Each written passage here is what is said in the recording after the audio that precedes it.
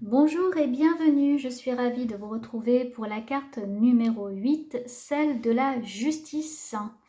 Alors, je rappelle juste d'un point de vue pictural déjà, pour situer. En haut, c'est tout ce qui est lié à la spiritualité, au spirituel, au divin. En bas de la carte, on retrouve le côté matériel, la terre. À gauche, tout ce qui est passé, introspection également, introverti, l'intérieur. On est à droite sur l'extérieur, sur le futur. Et ensuite, on regarde comment se positionne le personnage dans la carte pour avoir une information. Déjà, parlons du numéro le 8. Le 8, vous voyez, je vais prendre les ailes qui sont finalement des lois. C'est des tables de loi au niveau de cette carte.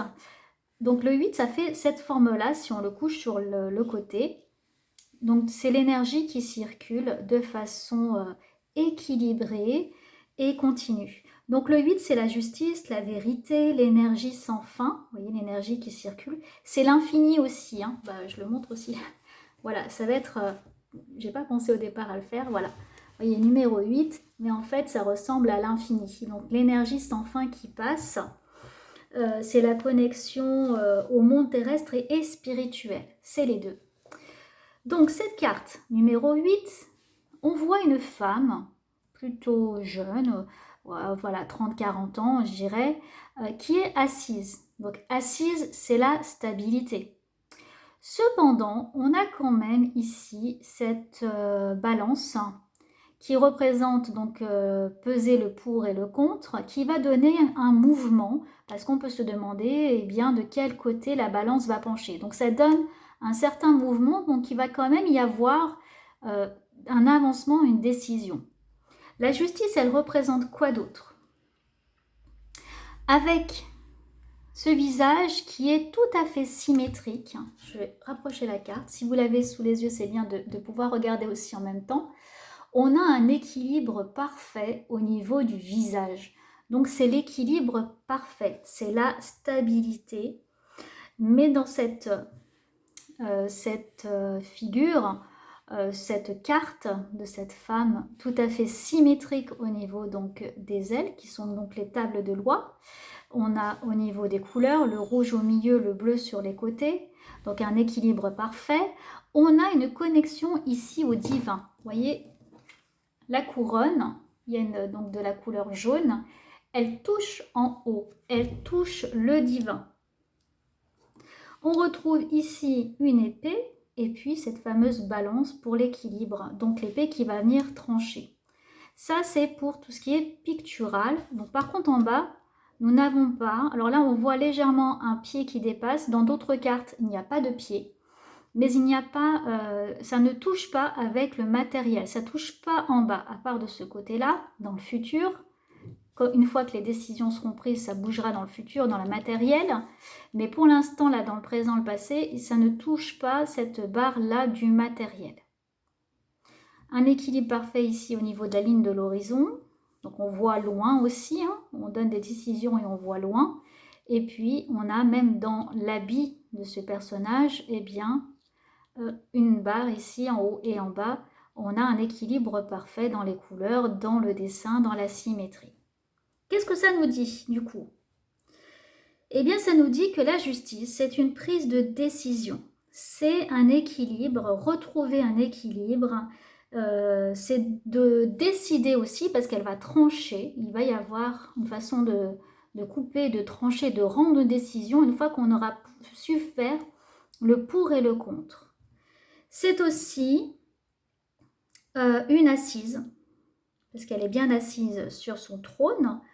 Un passif non en mouvement, c'est également un moment de pause. Il faut qu'on fasse une pause pour finalement arriver à faire cet équilibre entre le pour et le contre et que cette décision de justice, cette décision de vérité soit rendue.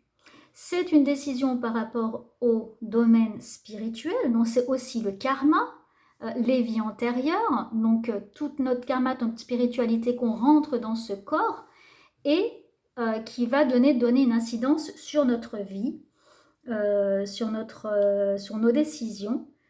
Par contre, ce n'est pas ce personnage qui va mettre en place dans la vie parce qu'on n'a pas le côté matériel qui touche, là, vous voyez, comme ça ne touche pas. Ce n'est pas elle, la justice, qui va procéder dans la matière au changement et à cet équilibre et à cette justice. Elle va permettre la prise de décision, elle va permettre cet équilibre, cette réflexion mentale et spirituelle. Par contre, ce n'est pas elle qui va le faire exécuter. Alors ça, on voit clairement dans une autre carte. Je vais vous montrer tout de suite. Dans le Deviant Moon, on a, alors là, on n'en a pas une d'épée, mais on en a deux. On a vraiment de chaque côté les deux épées. Par contre, c'est un autre bras qui va faire le travail. Vous voyez, là, ce n'est pas le bras, ce n'est pas les bras du personnage. Ils sortent par derrière et c'est eux qui vont rendre justice finalement, avec ces clés. Donc, il ouvre comme la porte de la prison pour les mettre en prison, si vous voulez, la justice. D'ailleurs, on a derrière un dôme ici qui est fermé avec un mur et là, on a une porte. Donc, il y a un passage. Même si elle reste fermée, il y a un passage qui va se mettre en place et une évolution. Là, on n'a pas de fenêtre, là, on en a une. Donc, on voit finalement les décisions qui sont prises et puis le changement qui va s'opérer. Mais ce n'est pas elle, la justice, qui va concrètement mettre les personnes en prison. Mais elle va rendre justice, elle va rendre sa décision. Donc, c'est une remise en ordre dans sa vie. On a le pouvoir exécutif, le pouvoir passif, donc d'autres personnes qui vont appliquer cette réflexion, cette action, et c'est donc cette justice aussi divine, ce karma, en même temps que les décisions qu'on prend tous les jours et qu'on va mettre en ordre, et donc ça va être aussi tout ce qui est lié à la justice, à l'ordre, à la loi, qu'est-ce qu'on peut avoir, le notaire, l'achat, l'héritage, les hommes et les femmes de loi. Les décisions, ça peut être un divorce, une justice, un mariage aussi. Vous voyez, c'est tout ce qui est lié finalement quand même à la justice et à l'équilibre et aux décisions. Donc les contrats, des choses qui sont quand même officielles aussi. Voilà ce que je peux dire sur cette carte. On va aller observer un petit peu plus du coup les autres cartes. Vous avez là avec le tarot égyptien, on voit les personnages qui eux qui attendent, ils vont faire le nécessaire, ils vont mettre en pratique la décision qui a été prise, la justice. Eux, ils sont là, ils attendent et c'est eux qui vont exécuter finalement. Elle est là, elle a son épée, elle va couper, elle va prendre la décision, mais ce n'est pas elle qui va agir dans la matière. Ici, et c'est aussi une énergie féminine, c'est ce qu'on voit là dans cette carte-là. Là aussi, la justice, c'est une énergie féminine. Là aussi, on a une énergie féminine, une femme qui est éclairée aussi. Donc, on a ce contact divin qu'on retrouve ici, ce parfait équilibre, et puis cette main-là qui vient, qui, elle, va transformer les choses sur la matière. Voilà pour la justice. Je vous laisse vraiment noter toutes vos impressions sur cette carte, et puis je vous retrouve bientôt pour l'ermite, le numéro 9.